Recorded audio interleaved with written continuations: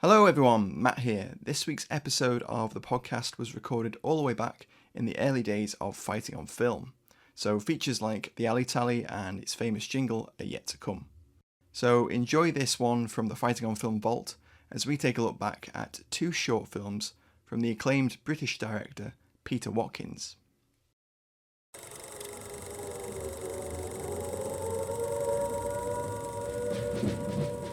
Welcome to Fighting on Film, the podcast about classic and obscure war movies, from the Normandy landings to the days of chivalry and swords. If it's been captured on film, we're going to cover it. I'm Matthew Moss of Historical Firearms and the Armourer's Bench. I'm Robbie of RA Military History.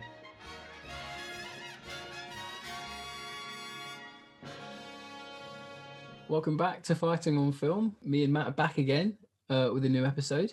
And this week we are going to be talking about two of Peter Watkins' short films.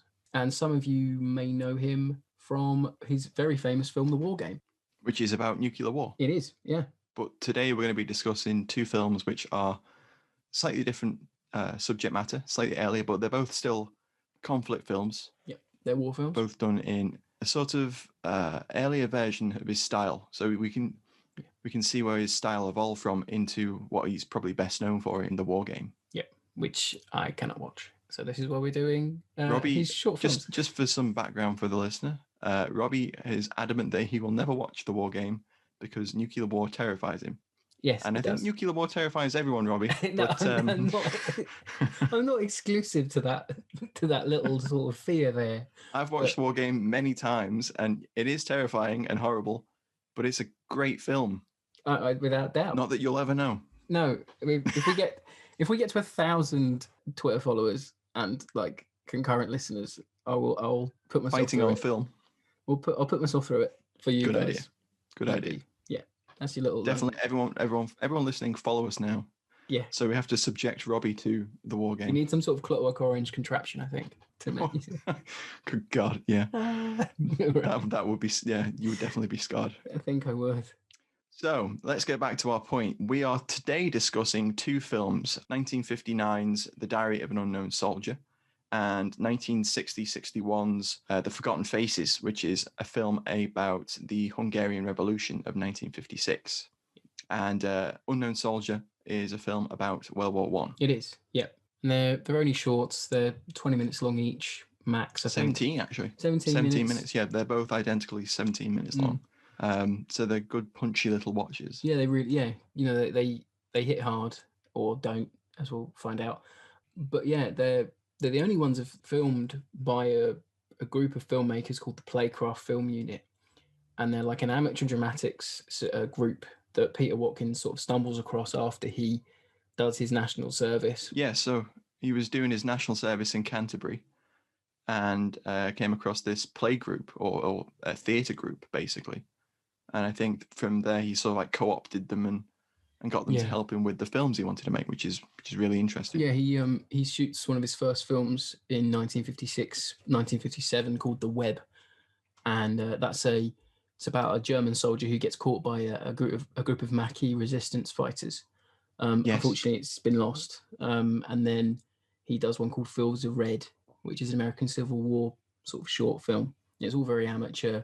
You know, they're making cannons and things like that. There's a theme emerging though, isn't there? There's an interest in conflict. There's an interest, like a sort of fascination with war. Yeah, it is. And I think one of the themes with Watkins' early work is definitely like man's inhumanity to man. Yeah, you can see it. You know, he's very sort of, why do we do this? How do people feel in these situations? It's not necessarily about the gung-ho aspects of war. You know, they have very distinct themes. Yeah, distinct themes and a really distinct sort of cinematic style that Watkins has as well, isn't it? It's sort of like there's a narrative that's driven by punchy shots, close-ups, handheld camera footage that gives everything almost newsreel sort of vibe, or you know, like an on-the-scene sort of feel. I think it's helped as well because he films these movies on cine cameras, like 8mm, 16mm cameras. So, and at the time, that's what the newsreels were using. So it does mirror the kind of British Pathé newsreels of the time. It really helps his film style. I guess we should begin with Diary of an Unknown Soldier, a film that's set during the First World War. It looks to be sometime mid-war, I would say. And it basically, the narrator is ostensibly someone writing a diary of what they describe as their last day on Earth. It's sort of, the idea is that the soldier that we follow and the narration that we hear is the diary entry of this soldier's last day, and that he's probably killed in action at the front line. The fear, the tension, the foreboding of going into the trenches, basically. It's like an internal monologue, isn't it? Of how Yes, exactly. Yeah. how this unnamed soldier's feeling. You know, you see his, it sort of pans up, and you've got his face, like stark imagery of his face, like that very close, intimidating shots that Watkins uses a lot of. It is, and I mean, I've seen War Game, and you can definitely see where the genesis of his style comes from. So obviously, with some of his earlier films being lost, these are some of the earliest that we can actually watch. So there's a lot of extreme close-ups that convey sort of like the emotion of the characters, and there's some interesting like juxtaposition early on where there's a group of men singing as they're digging a trench. We don't see the trench, we don't see the men, we just hear the digging and the singing, and it's entirely just a really close shot of the main character's face. And then there's like a dead body, isn't there? And yeah, exactly, and that's the Enfield wobbling in the ground. And that's the stark sort of like juxtaposition of these men singing, and the song has like the chorus is like laughter. So there's a point where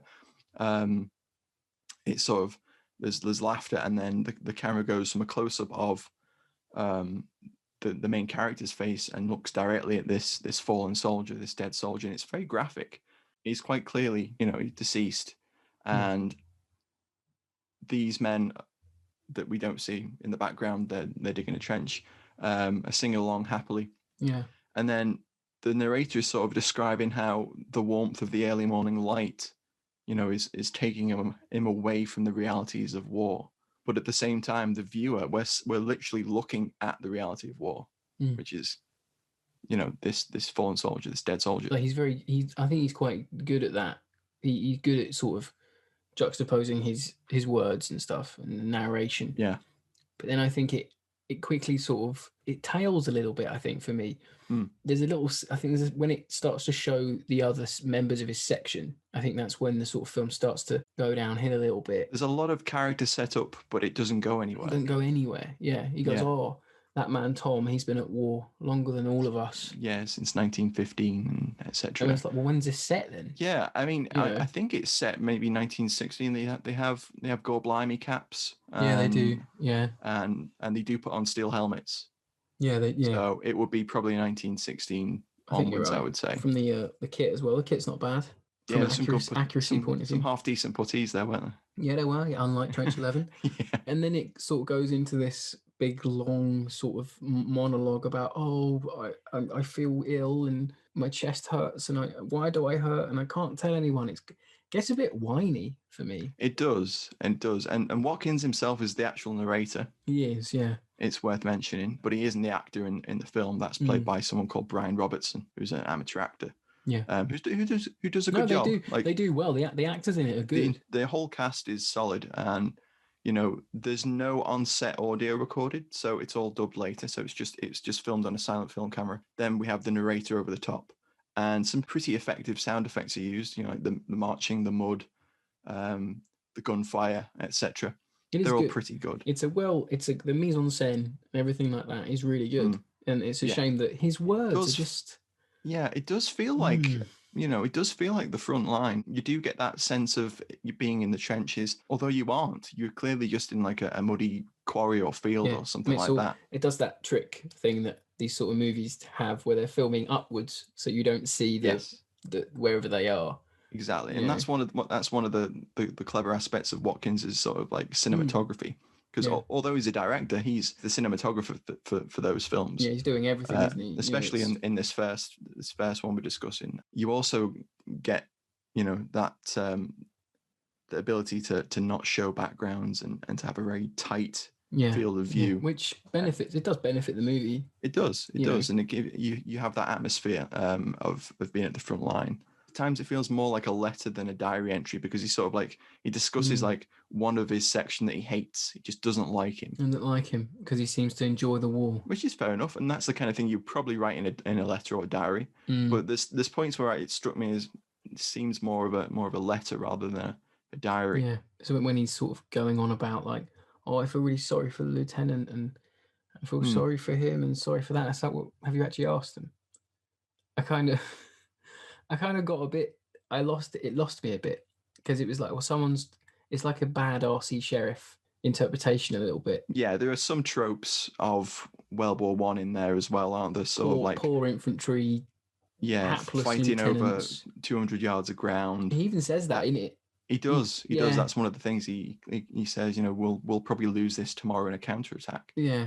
Even in the historiography of the period, that is, you know, what that was how the war was perceived. Yeah. Definitely in Britain anyway, that's for sure. We're deep into First World War defeatism and apologists of, oh, they were heroes led by donkeys and all that. Yes, that's the classic trope. Yeah, it's a shame, but it's of its time. There's nothing we can do about that. Yeah, and I mean, on an individual level, I mean, it would seem like that. You know, you don't know the strategic overview. You don't know what the generals are thinking. So perhaps that's a fair line of thought for someone in the trench to have. But there's some interesting reflections on like the futility of war, even though it's a little bit cliched in places, like references to like plain tin soldiers. Yeah, you know, and obviously the fighting for the few yards of earth and that kind of thing. But it does like a largely good job of musing on possibly what meant through the minds of people at the front, men at the front. There's an interesting section where we see a POW, a German POW. Oh yeah. He sort of like muses on. He seems harmless. The most terrible thing about the war is not that we have to kill men, but we have to hate them and have to continue hating them. Yeah, which I thought was a great line. No, that was one of the better pieces of scripting. In actually, you know, seeing a prisoner of war just happy as Larry eating some soup as he was in the movie. Yeah, would be really jarring if you meant to kill that man. Definitely. You know, you look at there's loads of things like that happen during accounts of war where you go, well, the prisoners came back and that's who we're fighting. Really, you know. So it was refreshing to sort of see that. Yeah, and that's one of the more interesting points of the film. It's only 17 minutes long. He never goes to the front. He's on his way to the front. So he's basically in a staging area at the rear, probably in like a reserve trench, and he's sort of like sat there waiting, and he's pondering. It's the waiting that's getting to him, I think, and that's the tension that ramps up. Yeah, it annoyed me that they were in marching order when they should have been in battle order, but that's just nitpicking. Yeah, that's fair. Yeah, really nitpicky. I mean, the kit's rather good. I mean, it's the uniforms are good.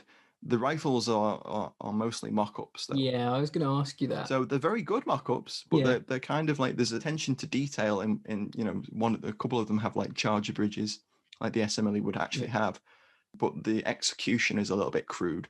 So they have like the correct nose cap on the SMLE, you know, for mounting the bayonet in the front sight, but the sling attachment is sort of like very thick and crude. Yeah, it's like a massive... It's sort of like a barrel band that loops around. Yeah, it's a bit odd, isn't it? Yeah, and that kind of thing it's sort of like a cruder effort. But you know, there's some labels in there. There's some French troops that we briefly see. They march past and they get killed. Yeah.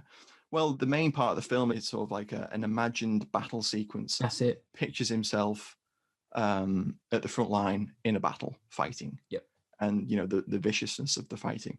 And that's some great cinematography. It's very kinetic. There's a lot of like, you feel a lot of movement. You know, for what was probably just like half a dozen lads running across some soil. For the production value, it's very good and it does achieve a lot. And you can see why it was lauded amongst this is one of the UK amateur cinema. At the time. Yeah, exactly. I mean, for what he was working with, it's definitely good. Definitely. I mean, he gets a lot of plaudits for these early works. Yeah, well, he won the 10 Best, which is like the UK amateur Oscar. Yeah, that's it. Oscars at the time. They're very sort of, I think it's something now we would maybe laugh at, but at the time, it's a big thing to win. You know, they were called the amateur Oscars for a reason. Amateur Cineworld was the magazine that ran it, and they ran it for decades. It ran from like the 40s well into the 70s. So it was a big thing for a long time. He was in the running for the amateur Oscars, the 10 best competition for both of these films. But Diary of an Unknown Soldier, it's a formative effort, I think. You know, it's very good, but he grows further, and we see that in the next film as well. It's a well put together movie from a filmmaker who is learning his trade, finding what works, finding what doesn't, and then going into the next movie, you really see he's really honed the skills. I would say that Forgotten Faces is sort of a quantum leap ahead for him. Massive, because the cast is much larger, it's much more ambitious. It's still really well done. I mean, with Unknown Soldier, that he drew those credits and the title screen himself. Yeah. So he was illustrating those by hand himself and putting the whole thing together. You know, doing the sound editing, doing the casting, doing the filming himself. Yeah. You know, so it was a one-man show, basically. Of course. You know, we know from being YouTubers that's a lot of work. You know, we can appreciate the effort. And it's even more work when you're working with Cinefilm and sound tapes and such, and getting everything together into one. And it doesn't have the luxury of Final Cut Pro like we do now. No, it doesn't. You know? No, it's an amazing little film, although it's flawed in some of its aspects. I enjoyed it. I think the narration does sort of wear on you. The hysterics become a little too much. Yeah, it's Watkins' his delivery, I think, a little bit. I can understand the soldier being in hysterics, sort of like mentally. I feel like he just didn't get the camaraderie of soldiers, maybe something like that. Well, that's one of the things I think is interesting about Watkins. Obviously, he did his national service, but he never actually served in an active conflict. So he never actually saw battle. But his representations of battle are remarkably interesting in that he gets that kinetic feel of the chaos of battle. I've never been in battle either, so I can't say that they're actually correct. So I've never been in battle, but it does strike me as that it's not a lazy effort to portray battle. Like, no, it's not. There's thought that's gone into it. I mean, he could have drawn on his training battle exercises. Definitely. Maybe he's drawn on that. Yeah. But yeah, it just. Well, I know you enjoyed it, Matt, but I was just a little bit. I was on the fence, 50-50 about it. Yeah, I don't know whether I enjoyed it. I would say I appreciated the effort that went into it, and the musings on the futility of war and some of the cinematography, for the level he was at, that I appreciated it for that. But it's not as good of a film as Forgotten Faces is. No, it's not.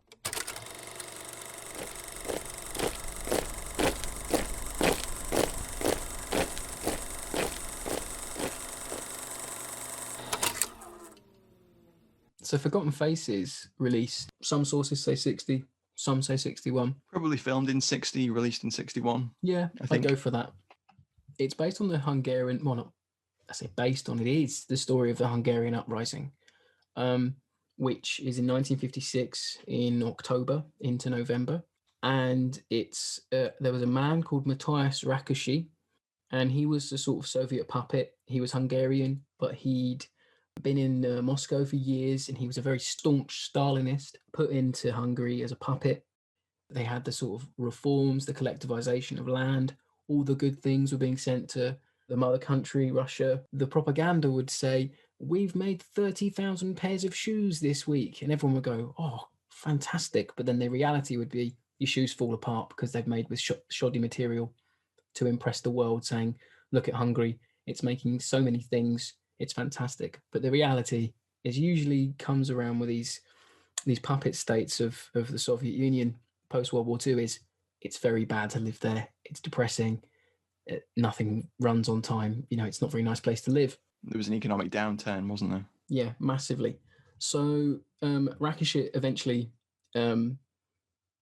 is replaced by Imre Nagy, and he appeases the people by proposing reforms and like free markets, things like that, to sort of quell the sort of anti-Soviet discord that's being sort of felt in the streets and in the populace. People are getting really, really anti-Soviet by this time. Nagy was removed and Rákosi was put back in power. And then on the 23rd of October 1956, a bunch of Hungarian students march the town squares and things and have a big protest. And this is where the movie starts. And is it fair to say it was a spontaneous revolution?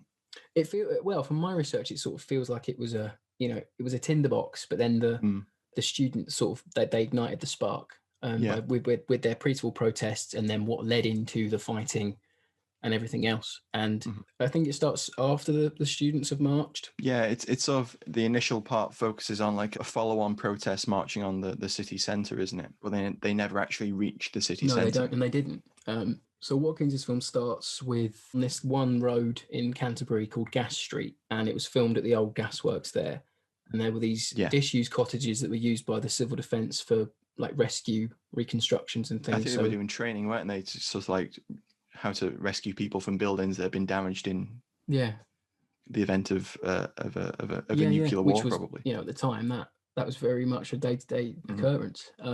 So they get all the rubble in the streets and things, and it's, it looks really good. It does, and we watched a short documentary on the film, didn't we? On the actual Playcraft film unit that were in many of these films. And one of the ladies that was involved in the film recalls that Watkins went along with a pickaxe, chipping small holes out of the gasworks wall to signify like bullet holes and where machine gun fire had chipped away bits of plaster and brick. It's a nice little detail, isn't it? And I think this movie in particular really, really uses the set really well. Very, very effective. The floors strewn with bits of masonry and wood, and the buildings are sort of like semi. Well, they're all derelict, but they're semi collapsed. It does look like a war zone. It does look very effective. They look like T-34's been putting holes in them. Yeah, which is very true of the actual events. So the film starts with this procession, and it says they are marching on the government buildings, but they never get there. And then a big gun battle takes place. Yes. The movie, we had to rewatch it, I think, a couple of times between us, because we were like, hang on a minute, this is stock footage. This has to be stock footage. Yes. Is this newsreel? Yeah. But it's not.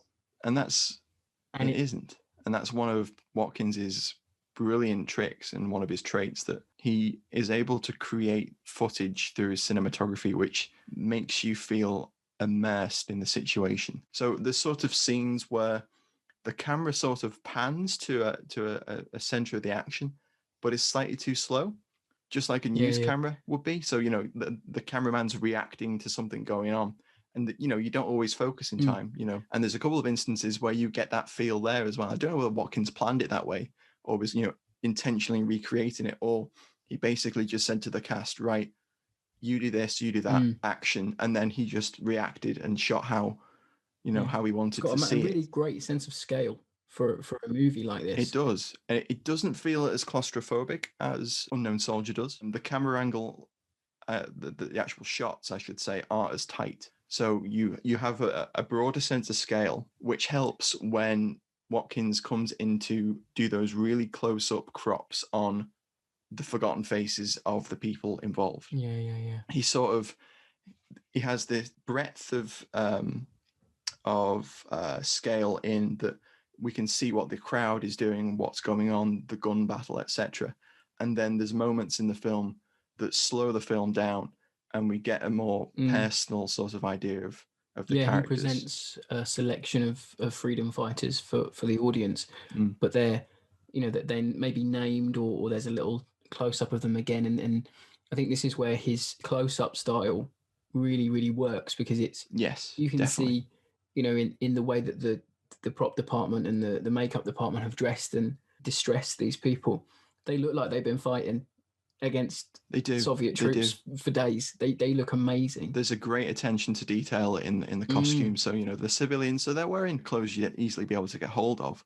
Yeah, but they've been distressed. They've got armbands on. That cut out the bandoliers, Soviet iconography in the middle. That's a very thing that they did. The freedom fighters did. That was interesting actually. Just going off on a bit of a tangent. That you see Hungarian flags hanging, don't we, in a number of shots, and they've had the center cut out. And then what they've done is they've cut out the Hungarian Republic crest. That's it. So I think, as you were saying earlier, the Hungarian Republic ended in like 49, and it was followed by the People's Republic of Hungary. So I don't know whether like they've taken old flags and cut the crest of the previous possibly flag out, or whether there was some Soviet iconography in there. I don't know. I haven't looked at the progression of Hungarian flags. When the revolution proper started, it was the first sort of thing that, before the shooting started, a lot of people started to deface Soviet iconography. They tore down the statue of Stalin. They started cutting out hammer and sickles out of anything, toppling red stars. It was a very much, we are cleaning the Soviet presence from our streets. Yeah, there is a shot of a sort of a panning shot. That's it. Where you see some guys with a pickaxe going to town on a star, like a concrete star that they obviously pulled off something. Yeah. So it's just that attention to detail that really like pulls you into the film. And he, Watkins himself, I feel like he must have seen these film reels of the time, because British Pathé shoot a film reel of the uprising, and it's released in '56. And there is a shot of a big star falling off a government building and being set about by freedom fighters who start kicking it and things. And there's a shot of a guy leaning from a doorway with a PPSH, taking a few pot shots. And in these shots are used in the film, and the way they're presented, you think you're watching Pathé footage. Definitely. It's a really, really strong representation of events. From the guy putting the grenades on the windowsill, and the people just sitting, sort of ducking out of doorways with rifles and things like that. It's atmospheric is the word I'm looking for. Yeah. And the narrator does an excellent job of sort of like injecting a seriousness of the situation, and he clearly conveys the narrative of what's going on. So he gives dates, times. That's it. The major moments that happen, so like the public addresses, that kind of thing on the radio. We never hear the voices really of the forgotten faces, the people that were watching. No. Because obviously it was filmed on cine film and then dubbed over later. There's a really effective scene where there's a journalist who is with a revolutionary, or I suppose counter-revolutionary, sort of like newspaper, and she's giving a very fervent rhetorical speech, reading out her article, her latest article off the back of a truck. Yeah. And the narrator doesn't actually recite what she's saying. Watkins uses the broader shots to show the crowd's enthusiasm, and then very tight close-ups to sort of like give us an inclination of the passion that these people are feeling from hearing the journalist's words. That's it. Which I think is super effective. Like one of the most effective parts of the film, I thought. Oh, really, really is. Yeah. And you've got I think the bit for me that really got me from a sort of a filmmaking view of someone watching it, I thought, wow, that's really well done, is when the freedom fighters get their hands on the Arbo secret police. Yes. And that there's famously infamously in the actual uprising, a lot of peaceful protesters were gunned down by the Arbo, and then the secret police headquarters was stormed, and these secret police were hauled out into the streets and set about by mobs and brutally killed. No remorse shown to these people. And in the movie, there's the same sort of scene, and you see them sort of creeping up the side of the secret police's hideout, and then one guy comes out and he gets shot, he falls to the ground. And then two guys who are secret police are found, and they're put up against the wall and shot. And then one of them's lynched from a telephone pole. And basically strung up by his feet, isn't he? Yeah, and that, I think, I was looking, couldn't find the photo, but I know that's based on genuine events. Yeah. It's really visceral. It is. It really is. And you can tell that Watkins obviously did a fair amount of research, to set the tone correctly. And recreate some of these like archetypal images from the uprising, so like that guy being strung up by his feet, the freedom fighters in the windows, and the actual like the sort of layout of the street fighting that went on. The narrator says something like, "Oh, these men of the secret policemen donning uniforms to control the people. I wonder if the freedom fighters win, will they do the same to install the peace?" Yes. So you're still getting super effective, really powerful like question to pose to like the viewer. If these revolutionaries win, will they become as bad as the men who have repressed them, or oppressed them, I should say? And that's a very big question for a movie like that to ask, isn't it? And that's Peter's work, isn't it? Really, I think all the way through his career, he's asking the big questions. Yes. And he's not afraid to do so. No, he definitely isn't. And the film isn't afraid to paint the revolutionaries not out as what they are. It doesn't represent them as saints. No. It describes the fury of the moment and the fine line between murder and the justification of what they're doing when they execute these men, because there's a couple of scenes where people are summarily executed. Yeah, they're put against the wall and shot, aren't they? Yeah.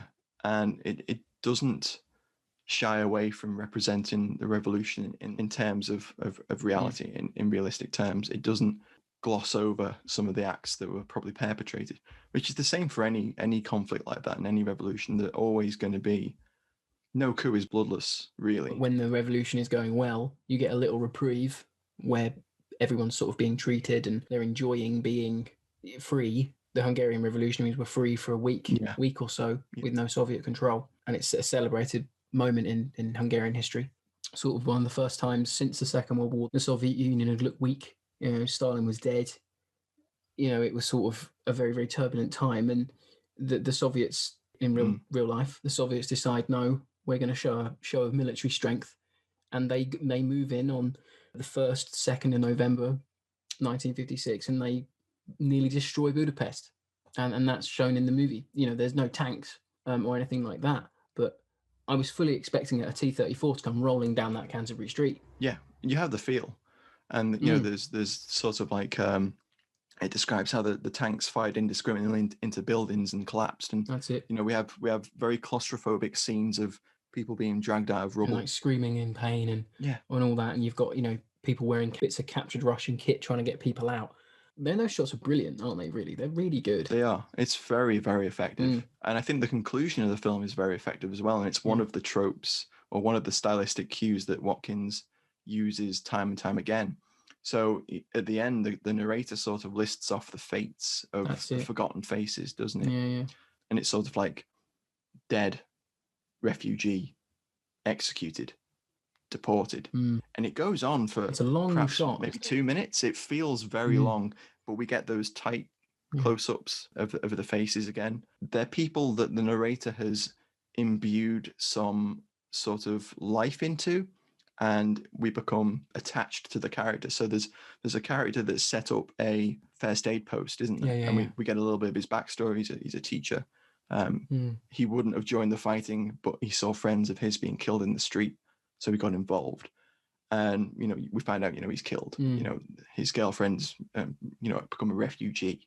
So while the film's only short, it's 17 minutes long. Yeah, again, it's the same runtime as Unknown, isn't it? What he does with that short amount of time, he tells the story, attaches us to the characters, and then when the fates of those characters are listed off in a very matter-of-fact sort of way, that hits very hard, I think. It really does. It's a very, very well-ended movie, as opposed to Unknown. That's something that Watkins does again later. So in both Culloden and The War Game, he sort of concludes those films by giving a rundown of what happened to the characters that we met during the film. And that nowadays, that's part of the course. Yeah, but you don't get it in that sort of style either. No, you don't. In modern films. It's sort of like... It's become a trope, hasn't it, nowadays? But it wasn't back then. In no uncertain terms, he explains that these people have died. Yeah. And that's very effective because he's giving a voice to these forgotten faces through this film. So it's clearly a passion project. And it made me want to learn more about that uprising, and I did as well. I went away and did my own research. Yeah, it's not a topic I know. But looking from it, it's a very, very important piece of their history in Hungary. They're very fervently independent. Yes. Yeah. At the time it's being made, 1960, 61, you've got the sort of West v East is really sort of cranking up again. Post-war period is becoming a more fevered, scarier place to be. We can be quite dismissive of Eastern, post-World War II Eastern European history because we think, Eastern Bloc. Can we go, all those countries, they're Russia. Well, they're not. It's Czechoslovakia, it's Hungary, it's Romania, it's all these little countries. And we forget they're not Russians, they're actual people living there that care and have thoughts and feelings and everything else. So I think it's for a piece of filmmaking to show that early on, it's very brave and it's ambitious. It's a very ambitious movie. It is, and it's filmed over 9 days with a fairly decent cast. It's sizable. There's a lot of people there, and they're all very passionate. There's no point in that film where you go, this isn't really believable. Yeah, no. You definitely do feel like you're watching a newsreel. It's good acting, and it's there's no lines conveyed, but everyone's conveying what is going on very, very well. Makes me think if they were told on set, look, speaking English, but chat about what you think you would talk about if you were actually there. Because they're not just going, it's not like a silent movie. Someone's going, what you having for your tea? It's someone going, oh, if we go over there, we can get a better, throw a better bomb at a tank, in a better way. Yeah. It does feel like they're talking about what's happening. It does. It's leaps and bounds over Unknown Soldier in production value. I mean, Oh yeah, the weapons alone as well, they're definitely worth mentioning because a smorgasbord. there's a whole plethora. Yeah, definitely. Yeah, there's definitely a smorgasbord of weapons, and I went through on my last watch and made a little list of what we actually see. So did I. And some quite surprising things included in there. So we've got, let's see if we can compare our lists. Okay. So we have SVT-40. Yep. Surprised me. SKS. Mm-hmm. PPSH submachine guns. Yep. There's some Russian troops that are briefly seen with an MG42. Did you spot that one? Yeah, I did. Yeah, I thought they were Hungarian freedom fighters there. I don't know. So there's two scenes where you see it.